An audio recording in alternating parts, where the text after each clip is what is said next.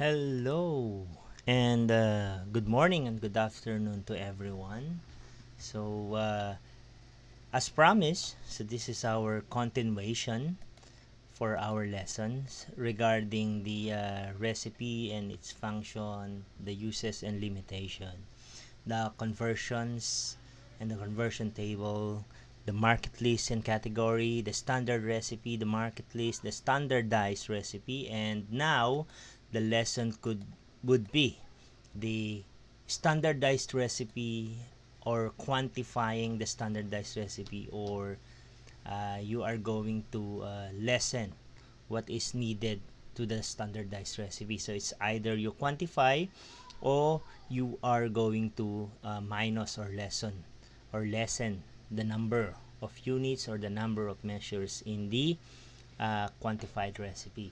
So for today, so yung exercise natin is dun sa system na ginawa ko. So on the Excel itself.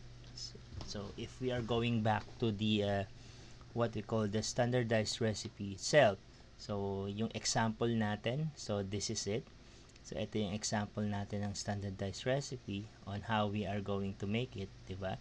So pipili tayo ng recipe. For example, cashew banana bread yung napili natin. So based on the example, we put the pictures, we put already the quantity and the unit of measure. So yung ilan yung magagawa ng recipe na to.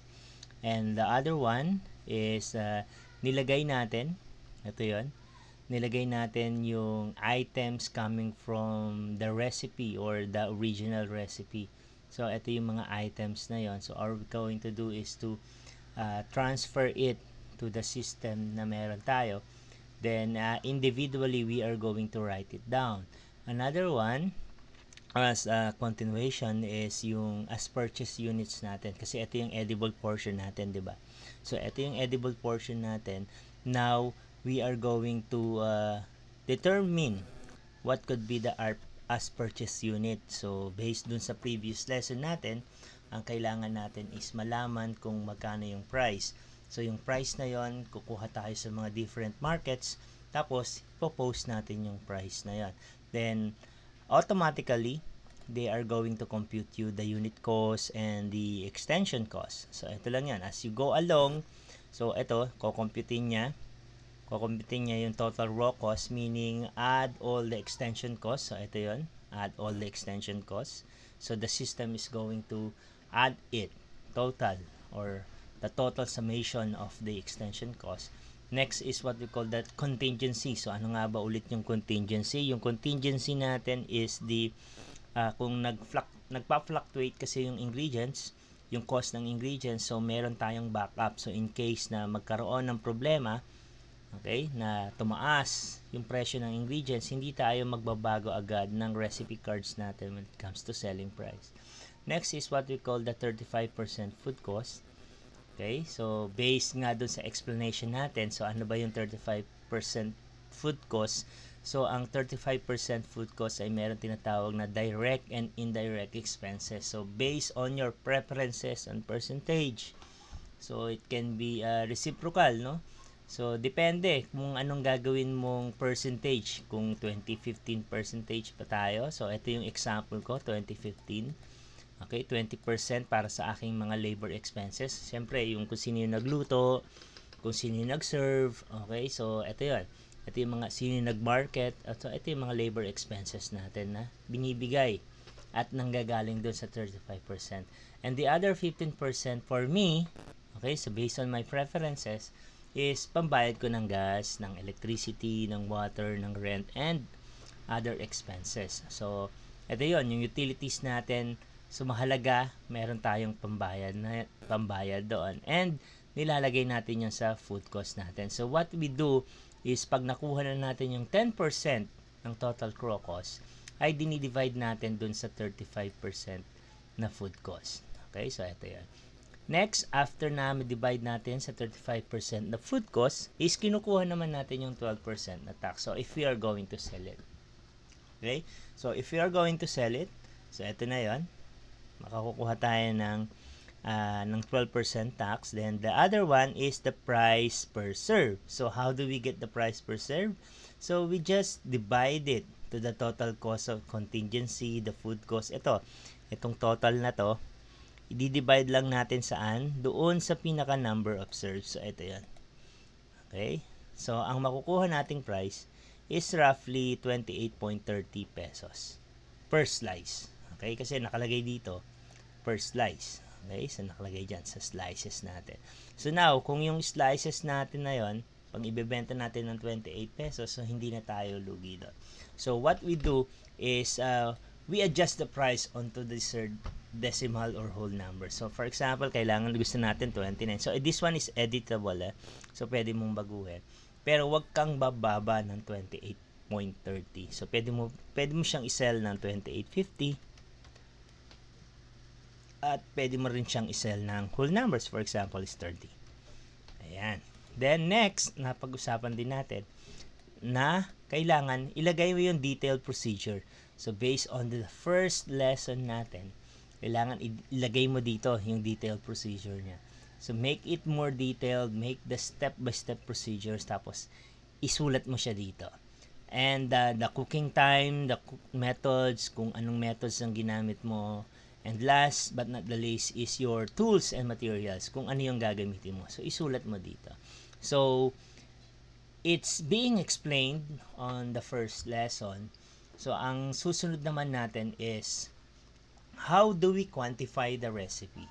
So kung nasulat na natin dito, okay, kung nasulat na natin dito sa system natin, yung gusto nating i-quantify na recipe, okay, automatic ay lalabas siya dito. For example, some of the items here are editable but some are not. So the same with this one, the same with the market list details, and the same with the standard recipe. Okay, so dito. So meron tayong mga nakalock na program doon. And the beauty of this one is kung ano yung sinulat mo, for example, dun sa standardized recipe mo, malilipat na agad siya automatic dito sa quantifying recipe. Kasi ang gusto lang man natin malaman, what could be the new market list. Kasi halimbawa, ito ay pang 12 slices lang yung recipe natin based dun sa standard recipe natin. So this is only 12 slices. Ang gagawin natin ngayon, gusto natin siyang paramihin. Diba? Gusto natin siyang paramihin. So, kailangan nating malaman kung ano yung bibilin nating mga ingredients, yung bagong bibilin nating ng ingredients para tumugma at hindi tayo malugi o hindi tayo mag-over purchase ng ingredients or mag-under purchase ng ingredients. So, again, ang kailangan natin ay ilipat dito sa standardized recipe card na meron tinatawag na quantifying or quantified standardized recipe. So, for example, nagsulat tayo dito sa standardized recipe. So, cashew banana bread ang una nating example. Pero, ang ginawa mo is, for example, chicken teriyaki. For example, chicken teriyaki. So, now, itong chicken teriyaki na to, so, grilled, halimbawa, is, binago ko siya, automatic, mapupunta na siya dito. Okay? So, yung recipe na to, yung right ng recipe natin, mapupunta na dito. Okay? So, itong sa standardized recipe, automatic, ililipat niya na dito. Now, yung quantity, for example, natin is 12 slices. Kasi banana bread ang atin, di ba? So, ulitin natin. So, cashew banana bread. Banana bread. So, this is a loaf bread. Loaf bread and slices. So, tingnan natin. Ayan. So, ang sabi doon sa quantity natin, sa quantifying recipe, eto na yon. So, meron tayong 12 slices. So, ngayon, doon sa quantifying the recipe, ang gusto natin ay magkaroon ng, halimbawa, may catering tayo, kailangan natin 300 slices o kaya 400 slices of the banana bread. So, ano ang gagawin natin? So, we have to determine first. For example, ang gusto natin ay 400 slices. Okay? 400 slices. Ito yung tinatawag na desired yield natin, 400. Yun yung gusto nating ma-achieve. Now, para makuha natin yon, kailangan natin malaman yung conversion factor na tinatawag. The conversion factor is the new yield over the old yield. So, ito yung new yield natin. So, 400 divided by 12, ang lalabas dyan is 33.33. So, ayan yung tinatawag na conversion factor. Yung conversion factor na to, yun ang imumultiply mo from okay, your original yield. So, ito yon, yung converted yield mo, yung original yield na yon. Okay, so itong yield na to, imumultiply natin dun sa conversion factor natin. So, the beauty of this program is automatic, i-compute niya. Okay, kasi sinulat na natin to, di ba? Sinulat na natin to. Ito, nasulat na natin to. Ito ay galing dito sa standardized recipe. Okay? Tapos, itong unit price na to, nasulat na rin natin. So, ayan na yung unit price na to. Ito yun. Di ba? So, galing to sa standardized recipe natin. So, ngayon, kung i-quantify natin siya, kailangan nating malaman kung ano yung bibilhin natin ngayon. So, for example, meron tayong 480 grams para makagawa tayo ng 12 slices. Ito yung 12 slices. Para makagawa naman tayo ng base dun sa 400 slices natin, ito na yung new recipe natin, yung new quantity natin. Meron tayong 16,000 grams. So, kailangan natin ng 16 kilos of all-purpose flour para makagawa ng 400 slices. So, ito yung mga ingredients na natin na bago. So, hindi na ito ang market list natin. Okay, hindi na ito yung bibili natin. Bagkus, ito na yung bibilin natin na market list. So, pag gumawa tayo ng market list, ito na yung bibilin natin. So, because this will be the new quantified market list. Nakuha po ba? So, meron tayong 8.7, okay, na 8.7 kilos na banana. So, meron tayong 67 eggs. Okay, so, ito yon. So, again, ang beauty nito, kapag sinulat mo na dito sa standardized recipe, automatic, sa quantifying recipe, i-compute niya na. Pero, what if pumalya yung program? So, ito yon. So, naglagay tayo dito ng new yield over old yield. So, new yield natin is 400 divided by 12. Ang conversion factor natin is 33.33. So, ito yon, 33.33. Ngayon, yung 33.33 na to, imumultiply natin sa 480. Okay? Ang lalabas dyan is 16,000 grams or 16 kilos. So, ito yon. Okay? Yung 480 times 33.33 is 16,000. So, ito yon. Now, ano naman yung ating unit cost? Yung unit cost natin hindi magbabago kasi na-compute na natin yan. Ang magbabago lang is yung extension cost. So, how do we compute the extension cost? So, ito yun. Yung extension cost natin, yung unit cost multiply by the new quantity. Ito yun. So, 16,000 natin. Ang lalabas na yan is 1,504. Then, automatic, the system will compute it. Kasi ito yung unit cost times EP quantity. Yung original nating EP quantity, ito yan, di ba? Ito yung EP quantity. Ngayon, dito, when it comes to quantifying, ang unit cost extension cost natin or extension cost natin is from the EP quantity ng new quantity. Ito yon. So, lalagyan ko na lang to ng panibagong notes. Okay? Dapat ito ay unit cost times EP new quantity. Okay? Then, afterwards, ayun again, the same procedure. Magbabago ang mga presyo. Okay? Ito yung mga presyo niya. Ito yung mga estimated na kikitain natin.